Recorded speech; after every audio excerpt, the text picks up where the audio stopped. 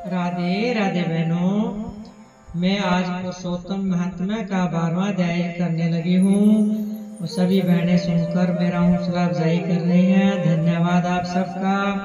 और भगवान ने 3 साल के बाद पुरुषोत्तम मास इसलिए दिया है कि जो भी जाने अनजाने में हमारे से गलती हुई है वो माफ करी जाए। और हर रोज ये अध्याय सुनकर जो श्रद्धा अनुसार दान करें, इससे हमारे भाग्य का उदय होगा। श्रीमन नारायण नारायण, राधे राधे। 12वां अध्याय शुरू।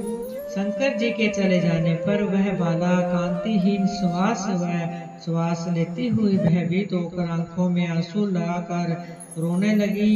इसी तरह दुख से बहुत सा काल व्यतीत हो गया। फिर वह तपस्विनी भी बलवान काल के वश में हो गई। उसी समय बड़े धर्मात्मा राजा द्रुपद ने उत्तम यज्ञ किया।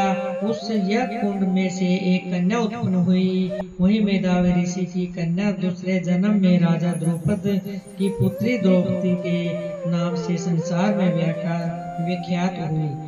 सो यह राजा द्रुपद के स्वयंवर में मछली का आंख बांधने पर अर्जुन को मिली।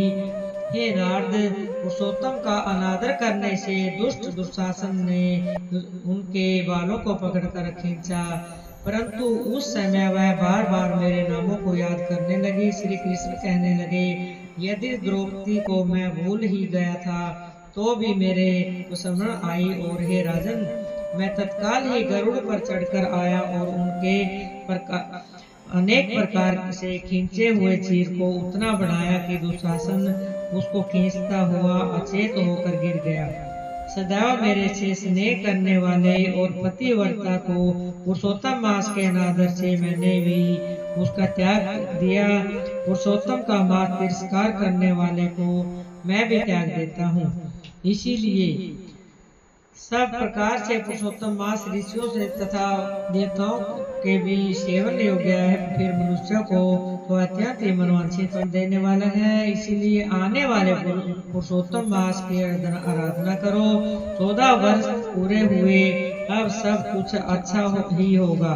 श्री नारायण कहने लगे, इस प्रकार श्री कृष्ण द्रौपदी और पांडवों का समझाकर द्वारकापुरी जाते हुए बोले, हे राजन, अभी विरह से व्याकुल द्वारकापुरी को भी मैं जा रहा हूँ। ऐसा कहने पर भगवान प्रेम से मगन हो पांडु पुत्रों को धीरे धीरे लौटाकर द्वारकापुरी चले गए। श्री नारायण बोले, हे द्वारकानाथ, हे द्वारका जाने वाले युधिष्ठिर, अपने भाइयों सहित तप करते हुए तीर्थों में विचरने लगे। हे नारद, श्री भगवान के प्रिय पुरुषोत्तम मास को मन में धारण कर और श्री कृष्ण के वचन यदि कर अपने भाइयों और द्रौपदी के साथ आओ। आप सब ने पुरुषोत्तम का महात्म्य सुना है।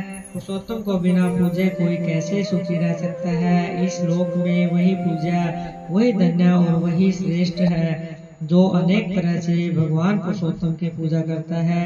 इसी तरह सब तीर्थों में विचरते हुए पुरुषोत्तम मास के प्राप्त होने पर विधिवत उसका व्रत करने लगे।